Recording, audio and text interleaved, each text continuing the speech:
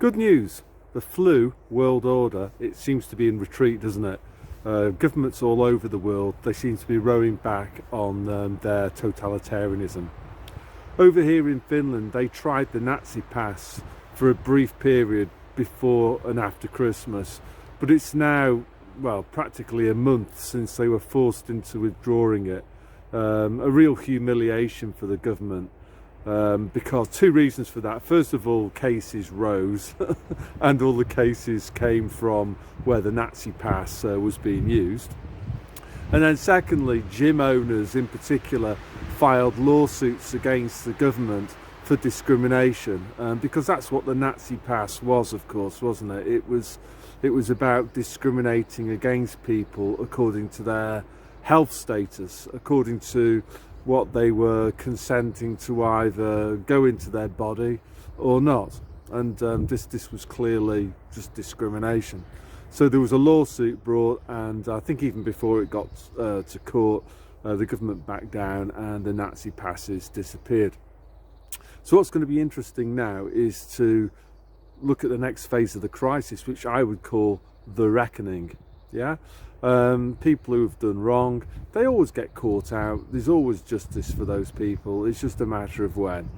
So what I'm going to look at in this video in particular is businesses that made the decision to obey the government's advice, because it was advice, it wasn't laws, it was advice, to impose the Nazi pass as a condition of entry to their establishment. I believe that many of these businesses are in big trouble, and there's some monumental lawsuits coming their way. As you know, I currently live in Finland, and one of the things that I really like about Finland is that it's a republic rather than a plain old democracy.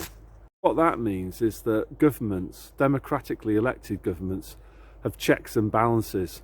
You might have somebody who's democratically elected who decides to go completely off-piste, invent a scare story, for example, and use that scare story to try to take away human rights through the ballot box by coming up with some mad manifesto that people vote for because they've been conned into it.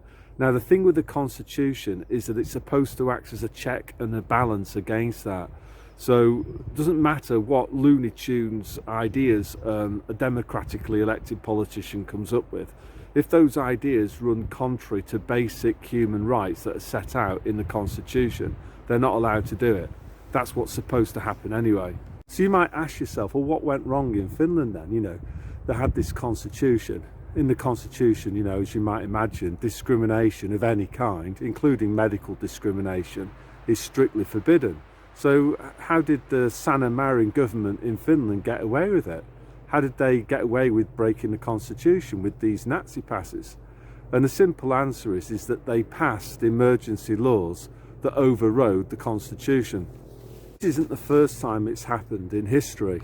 Germany in the early 30s had a fantastic written constitution that protected human rights. And what happened was that the Germans were fooled into electing the Austrian painter who passed emergency laws that overrode the German constitution, and those emergency laws again allowed for discrimination, this time discrimination against the Jews.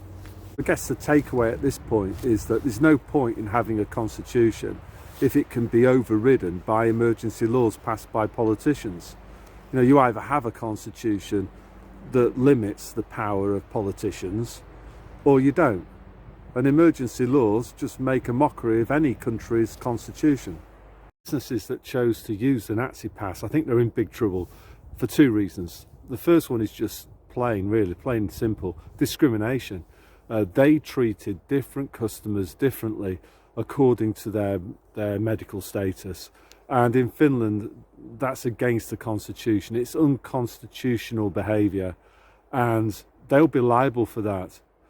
It doesn't really matter that there were emergency laws. Those emergency laws were overriding the constitutional. Those laws were maybe viewed in the future as being not only illegal but immoral. And the businesses that did that discriminating could be sued by those that they discriminated against. The second problem that these businesses could find themselves in is far more serious. At the moment, we don't even know what the medium-term effects of the Britney Spears are going to be, let alone the long-term effects. Britney Spears do cause harm to people's health, then the businesses that use the Nazi pass could be held personally liable and they could face lawsuits. The logic of this is simple. They were party to coercion, and that coercion led to physical harm. Obviously, the manufacturers of the Britney Spears are going to be in the most trouble. After that, I guess it's going to be doctors and nurses that administered the Britney Spears. Of course, there's the government officials who sanctioned the use, the emergency authorization order for the Britney Spears. They'll also be in personal trouble too.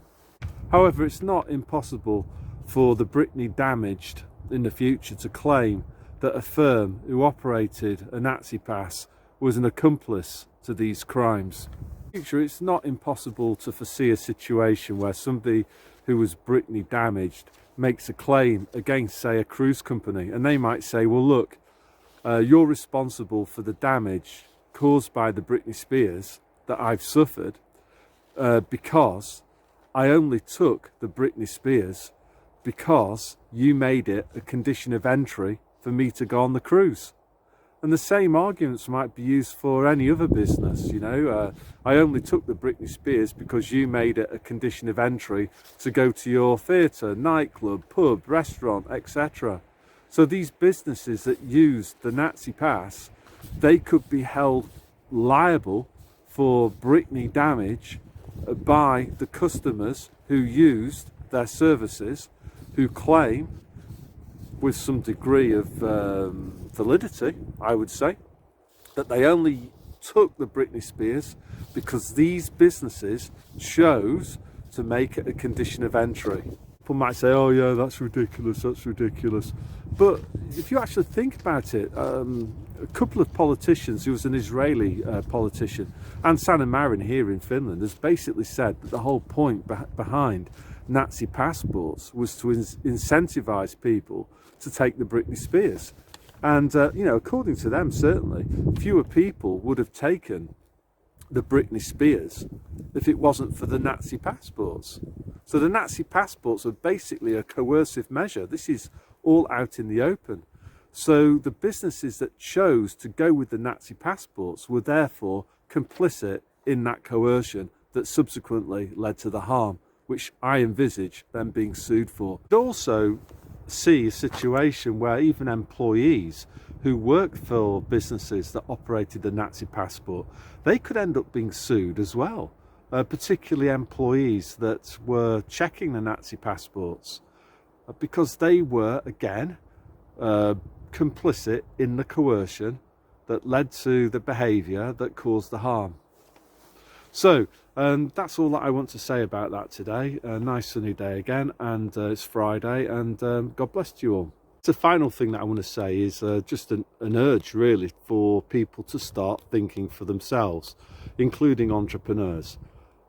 In the past, terrible things have happened because people have just gone along with the herd and they've not thought critically about what's happening around them and what they're being asked to do by people in authority. Sometimes, I know this might come as a bit of a shock for some people, but sometimes people in authority can do terrible things, and it's up to the individual to say no. And as we all know, I was just following orders, didn't really help the people that caused an awful lot of harm by doing exactly that, just following orders blindly.